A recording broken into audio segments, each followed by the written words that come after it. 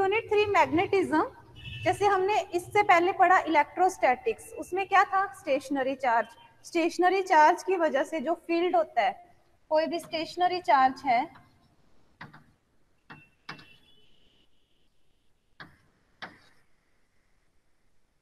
It produce constant electric field, ठीक है, तो that is termed as electrostatics. Similarly अगर स्टेडी करंट है, किसी वायर में से कांस्टेंट करंट फ्लो कर रहा है, तो it will produce magnetic field और constant magnetic field which we term as magnetostatics. इसके लिए डेमोन्स्ट्रेशन लिया था हमने कि 2 वायर्स ली हमने, तो उनमें अगर दोनों वायर्स में एंटी पैरेलल करंट फ्लो कर रहा था, तो इन that case they repel each other.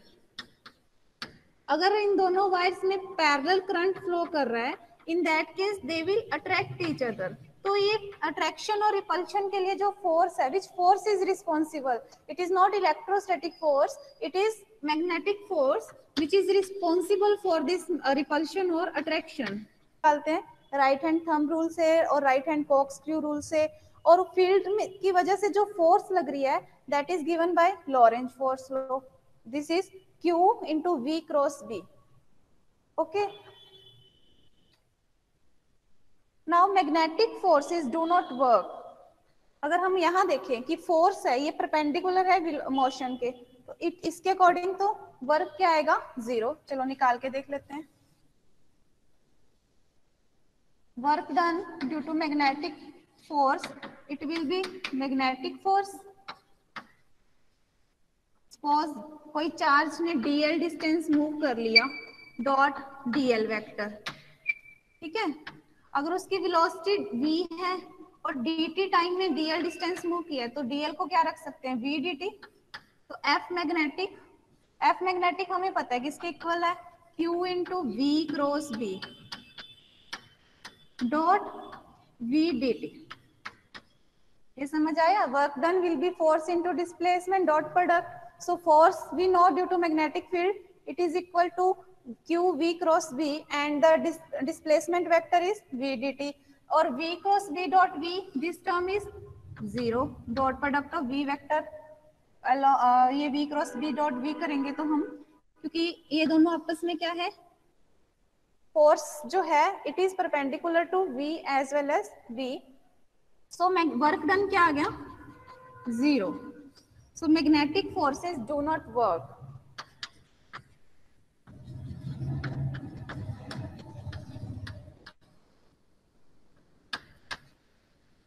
But there are some examples like अगर कोई क्रेन किसी कार जंक्ड कार को ऊपर की ओर उठा रही है, तो वो मैग्नेटिक फोर्स की वजह से कार ऊपर उठ रही है। इन दोज और भी बहुत सारे एग्जांपल है, एक मैग्नेट नीचे रखो, दूसरी मैग्नेट हम लेके आएंगे तो वो जंप करके उससे चिपक जाएगी, ठीक है। तो ऐसे बहुत सारे एग्जांपल है जिनमें वर्क तो हो रहा है, बट विच फोर्स, किस फोर्स को हम क्रेडिट दें उसकी, क्यों हो रहा है, किस फोर्स की वजह से, तो वो एक अलग से हमें फिगर आउट करना पड़ेगा, that is a different matter. So इसके लिए बहुत सारे और एग्जांपल हमें देखने पड़ेंगे, डिस्कस करने पड़ेंगे, that we will discuss in further topics. और धीरे धीरे हम इस चीज में और देखेंगे कि whether it is magnetic force और some other force which is contributing to work. But अगर हम यहाँ से देखें तो इसके अकॉर्डिंग जो वर्क डन है वो क्या है, 0 आ रहा है। करंट फ्लो कर रहा है, मैग्नेटिक फील्ड प्रोड्यूस हो रहा है, तो एक तो फोर्स का फॉर्मूला आ गया क्यू वी क्रॉस बी जो लॉरेंज फोर्स लॉ से है।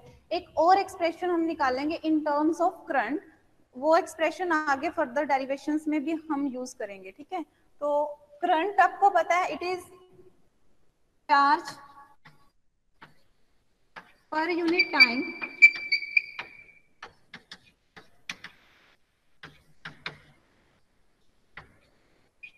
flowing through a given point।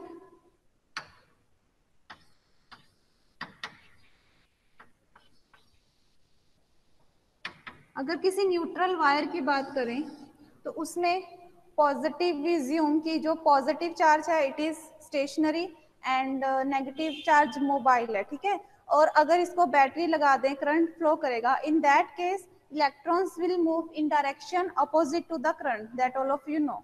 Okay, suppose ये कोई वायर है और इसमें करंट फ्लो कर रहा है आई, एंड जो चार्ज डेंसिटी है lambda is the linear charge density, so you know lambda किसके इक्वल होगा, it is dq by dl, charge per unit length. इस पे अगर dl लेंथ का पोर्शन एज्यूम कर लें, dl लेंथ, तो जो I है इस dl पोर्शन में द डायरेक्शन ऑफ I, इस डायरेक्शन में फ्लो कर रहा है करंट, और dl इन दोनों की डायरेक्शन क्या होगी, सेम होगी। और इस पोर्शन में, इतने से पोर्शन में dl जो लेंथ एलिमेंट है इसको हम लिख सकते हैं वेलोसिटी। अगर सपोज डेल्टा टी टाइम की बात करें कि डेल्टा टी टाइम में कितना करंट फ्लो कर रहा है, तो dl को हम लिख सकते हैं velocity into time, v into delta T. तो करंट की चार्ज कितना फ्लो कर रहा है डेल्टा टी टाइम में, lambda into dl, that is lambda v delta T, इतना चार्ज फ्लो कर रहा है। और current is charge per unit time, so it is q by delta T. Current कितना फ्लो कर रहा है डेल्टा टी टाइम में through that element, it is lambda into v। तो I क्या आ गया हमारे पास, लैम्डा v, ठीक है। This is I, value of current. Now magnetic force on A segment, जो हमने सेगमेंट कंसीडर किया है dl लेंथ का, उस पे मैग्नेटिक फोर्स कितनी आएगी,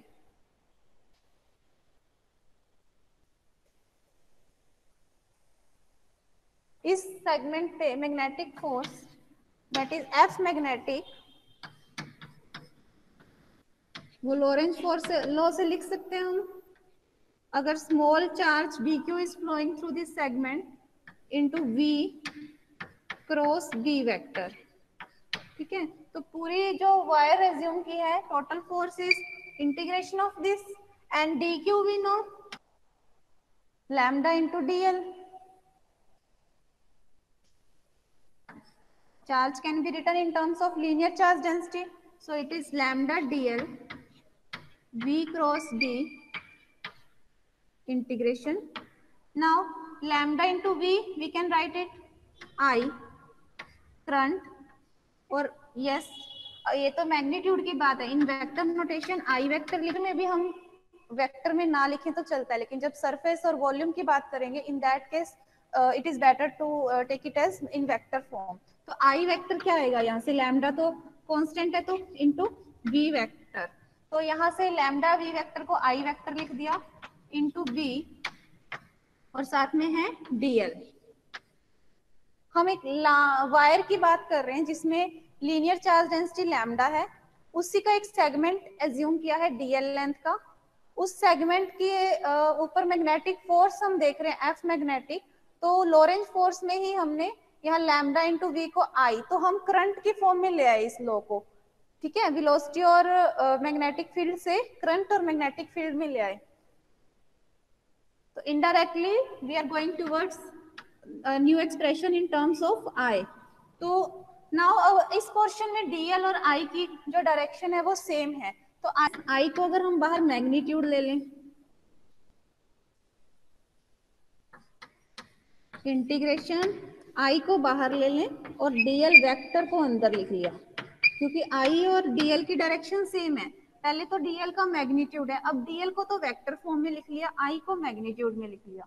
आई जो है हम स्टेडी करंट की बात करेंगे, तो स्टेडी करंट आई कांस्टेंट है तो उसको इंटीग्रेशन से बाहर ले सकते हैं, तो ये बचा DL cross D vector, okay.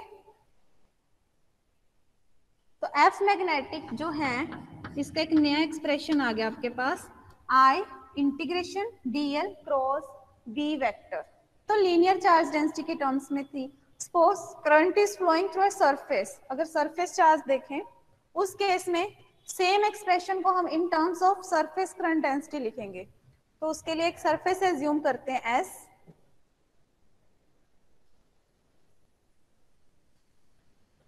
तो यस सरफेस है, ठीक है। इसमें आई करंट फ्लो कर रहा है, तो इसकी एक विड्थ ले लेते हैं, डीएल विड्थ एज्यूम कर ली। इस विड्थ में सपोज, और इसमें एक टर्म आती है K vector, it is surface current density, surface charge density तो आपको पता है sigma. Similarly there is a term surface current density.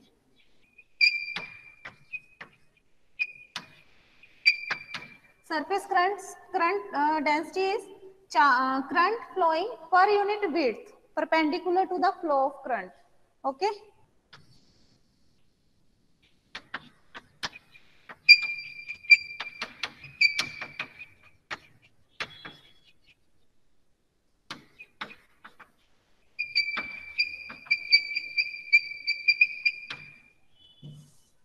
So ये एक्सप्रेशन आपको याद रखना है.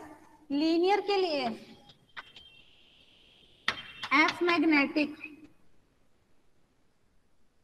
इज इक्वल टू आया है I integration dl vector cross b vector.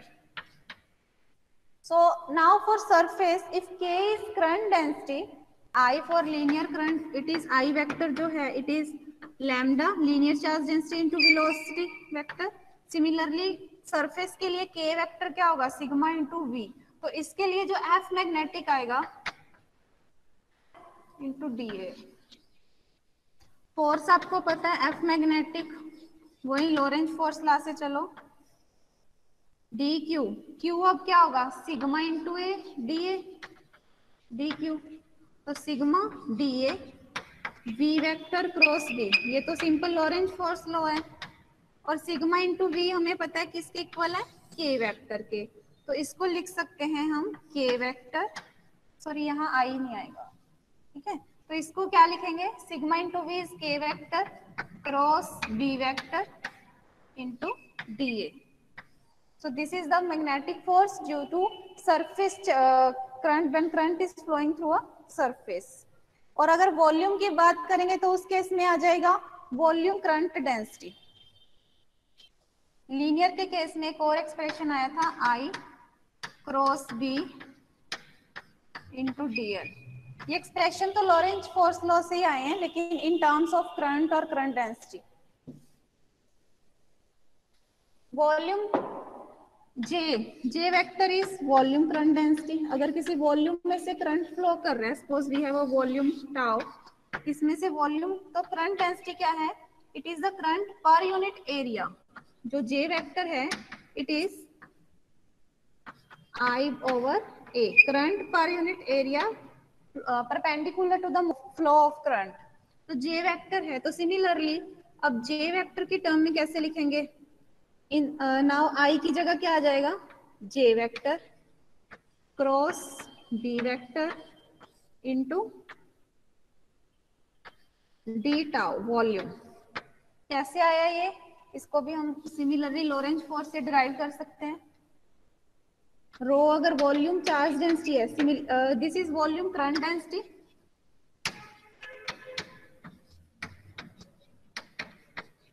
और रो अगर वॉल्यूम चार्ज डेंसिटी है, तो करंट डी क्यू चार्ज जो होगा that will be rho into D tau. D tau is small volume element. So magnetic force now due to current through this volume it is D Q, ये तो B cross B. तो D Q की जगह क्या रखेंगे? Rho into D tau V cross B. तो total force जो है इंटीग्रेशन है. अब जैसे K वेक्टर जो है it is sigma into V vector. I जो था I vector it is lambda into V vector. Similarly जो J वेक्टर है it is rho into V vector आएगा. In terms of charge density we can define current density. ठीक है, velocity से multiply करना है. तो अब यहाँ पे देखो रो और भी आ रहा है, तो इसको क्या लिख सकते हैं? J vector. ठीक है, वॉल्यूम करंट डेंसिटी. तो ये आ गया J vector cross B vector into D tau. This is magnetic force due to current flowing through volume. अलग अलग चार्ज डेंसिटी या करंट डेंसिटी की टर्म्स में हमने लॉरेंज फोर्स लॉ को ही लिखा है, बट जो एक्सप्रेशन आया है वो आया है इन terms of current densities J, I और K.